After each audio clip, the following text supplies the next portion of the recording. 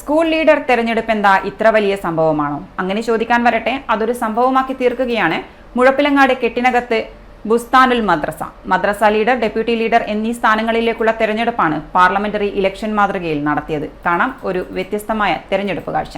രംഗത്ത് 6 മത്സരാർത്ഥികൾ, ഒപ്പം ചിഹ്നങ്ങളും നൽകി. വാച്ച്, മൊബൈൽ, പന്ത്, കുട, പുസ്തകം, പേന. തെരഞ്ഞെടുക്കപ്പെടേണ്ടത് മദ്രസ ലീഡർ, ഡെപ്യൂട്ടി ലീഡർമാരെ. പിന്നെ രംഗം കൊഴുത്തു. ദ്രുതഗതിയിലുള്ള ഒരുക്കങ്ങൾ, തികഞ്ഞ അച്ചടക്കം. ഓരോരുത്തരും അവരുടെ പങ്ക് ഭംഗിയായി നിർവഹിച്ചു. വോട്ടേഴ്സിനെ തികഞ്ഞ ജാഗ്രതയോടെ പോളിംഗ് ബൂത്തിലേക്ക് കയറ്റി. ഒരു പൊതു തെരഞ്ഞെടുപ്പിന്റെ അതേ സ്വഭാവം. പ്രിസൈഡിംഗ് ഓഫീസറും പോളിംഗ് ഓഫീസറും റെഡി. പിന്നെ മഷി പുരട്ടി. സ്ഥാനാർത്ഥിക്ക് വോട്ട് കുത്തി ബാലറ്റിലേക്ക്. അതും തികഞ്ഞ ഉത്തരവാദിത്വത്തോടെ. ഓരോരുത്തരും വോട്ടെടുപ്പ് പൂർത്തിയാക്കി ഇറങ്ങി. മുഖത്ത് പുഞ്ചിരി. ഒരു തെരഞ്ഞെടുപ്പ് പ്രക്രിയയുടെ ഭാഗമായതിന്റെ നേർത്ത പുഞ്ചിരി. അവരും ആസ്വദിച്ചു ഈ പുത്തൻ സാങ്കേതികതയെ.